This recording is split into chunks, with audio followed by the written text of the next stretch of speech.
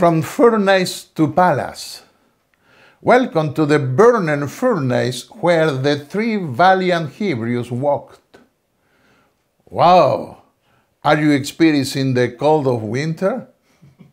I remember when I visited the Museum of the Inquisition in the Castle of St. George, Sevilla, Spain.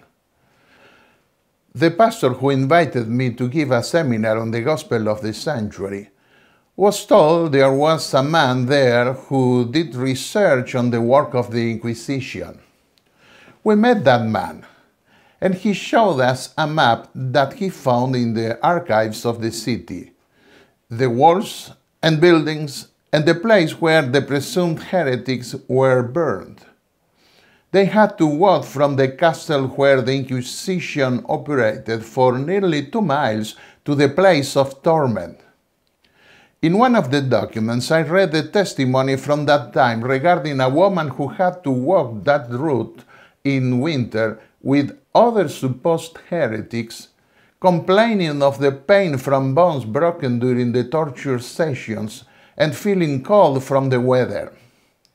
An official was pushing her along as he told her not to worry because she would soon be warm enough from the flames at the stake.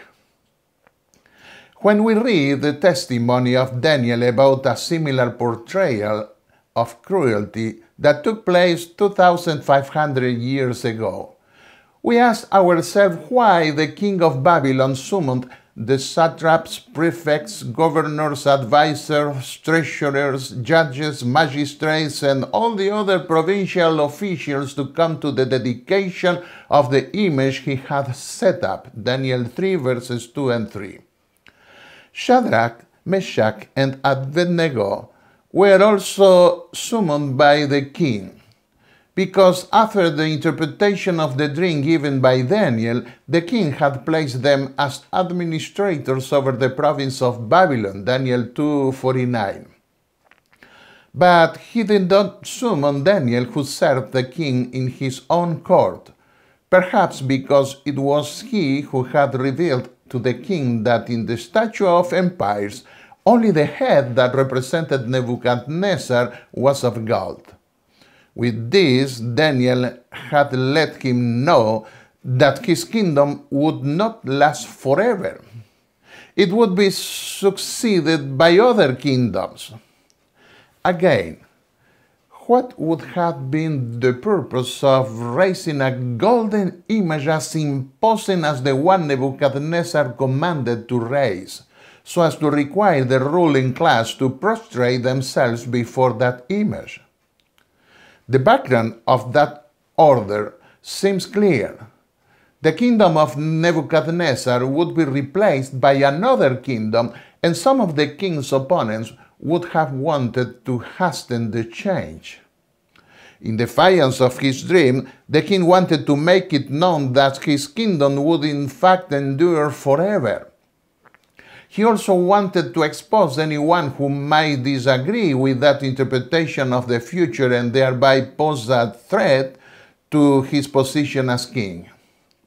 Therefore, he erected a statue entirely of gold. Although such a project by a human being may now seem ridiculous, it is what we see in the history of the great emperors who required that they be treated as if they were gods. Some Roman emperors set their statues next to those of the gods. And even in the popes that succeeded the Caesars of Rome, we see pronouncements and procedures that place them on the same level as God himself. For example, the triple crown of the popes made them virtually king of heaven, king of the earth, and king of the underground worlds. Many understand that it was used to prove that no one could escape them in heaven or hell. The very titles of the popes, as Vicar of God and Vicar of Christ, were blasphemous titles. The Chronicles of Nebuchadnezzar show that this 43-year-old kingdom was rocked by a revolt that occurred in the 10th year of his reign. The revolution apparently came from the army and was suppressed. The prophet Jeremiah recounts that King Zedekiah of Judah went to Babylon in the 4th year of his reign shortly thereafter, in the same year of the rebellion. Since Zedekiah had been established as king 4 years earlier, it is reasonable to infer that he was summoned by Nebuchadnezzar to prove allegiance to his kingdom. But the effect of such a ceremony was negative, because when he returned, King Zedekiah gathered the neighboring kings of Edom, Moab, Ammon, Tyre, and Sidon to plot an uprising against the king of Babylon. You find the story in Jeremiah 27:28. This is understandable because the oath of allegiance required by Nebuchadnezzar was shaken by the testimony of the 3 brave Jews who did not bow before his statue. A Babylonian clay prism was found that is currently in the Istanbul Museum, containing the names of the officers of the Kingdom of Babylon whom the king established or re-established in his posts. In the list of foreign officers and kings who were summoned, a Seventh-day Adventist Assyriologist, William Shea, was able to distinguish the names of the 3 Jewish males who were summoned to the plain of Dura. It is striking that one of the 3 names, Ananiah, which is linked to the God of Israel, seemed to prevail over the new name he had been given in the court of Babylon.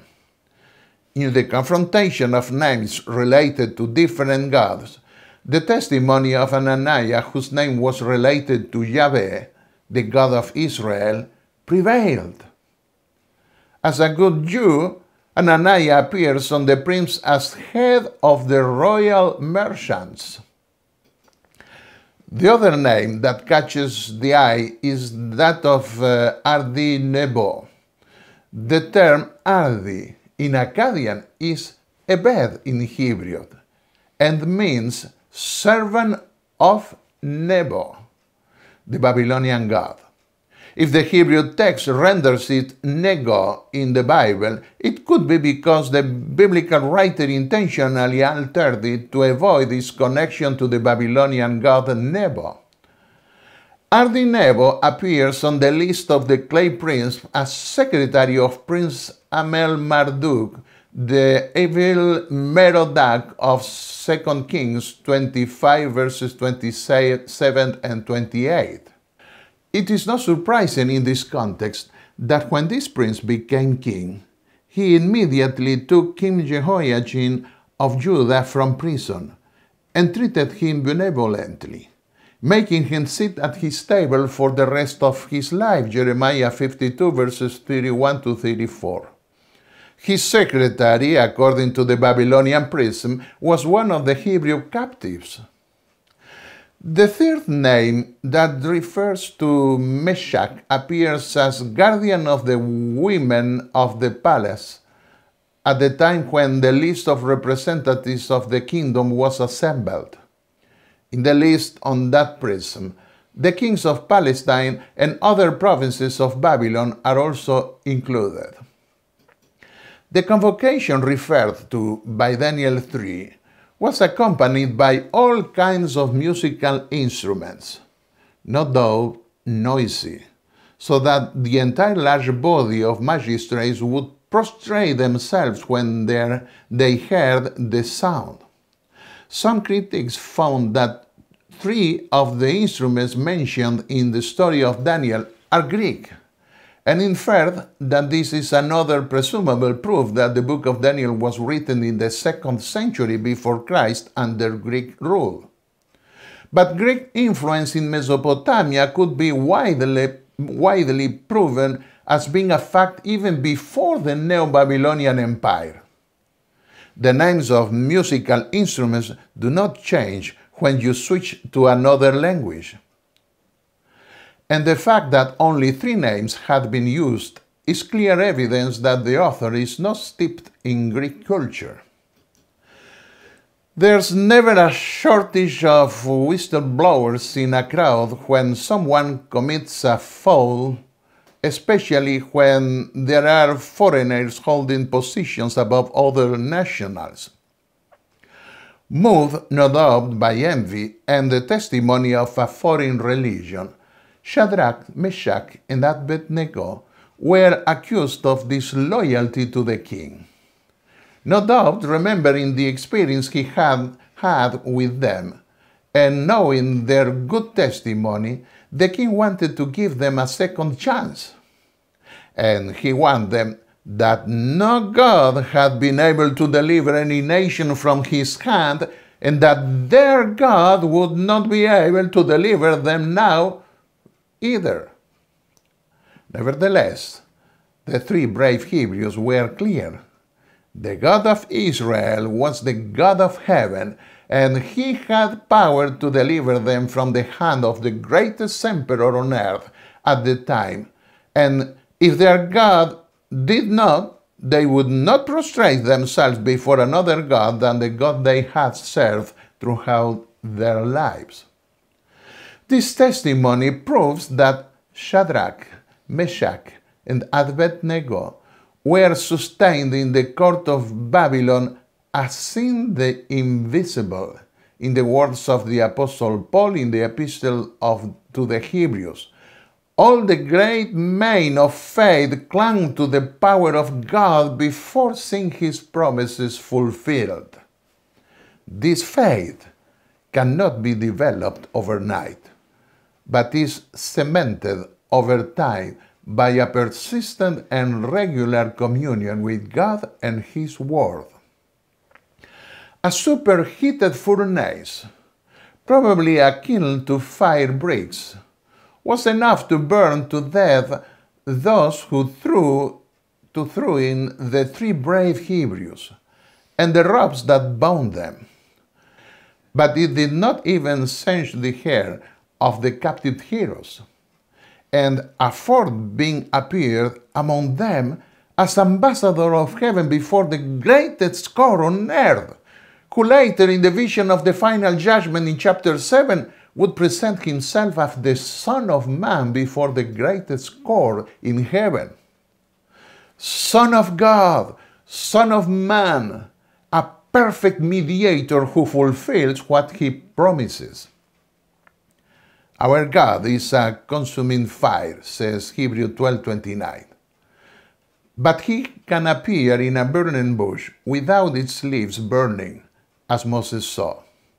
The 3 valiant Hebrews probably knew the testimony of Isaiah when he asked, "Who of us can dwell with the consuming fire? Who of us can dwell with the everlasting burning?" He who walks righteously and speaks with sincerity, who refuses gain from extortion, whose hand never takes a bribe, who stops his ears against murderous plots and shuts his eyes tightly against evil. Isaiah 33 verses 14 and 15. To sin, wherever found, our God is a consuming fire. Hebrews 12:29.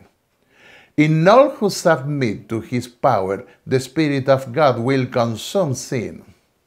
But if men cling to sin, they become identified with it. Then the glory of God, which destroys sin, must destroy them. You find this statement of the Spirit of Prophecy in the book Desire of Ages, page 107. God responded to the faithfulness of his heroes in the Babylonian court and delivered them. But often God's response to the cry of his children is silence. All the apostles, except John, were ignominiously killed. Some were crucified. Others died by knife or axe. There were also many Christians given to the beasts in Roman circuses to be devoured by them. How many were also burnt alive in the inquisitorial bonfires of the Roman Church over the centuries for their unwavering fidelity to God? God was silent, as he also kept silent when his Son exclaimed on the cross, "My God, why have you forsaken me?"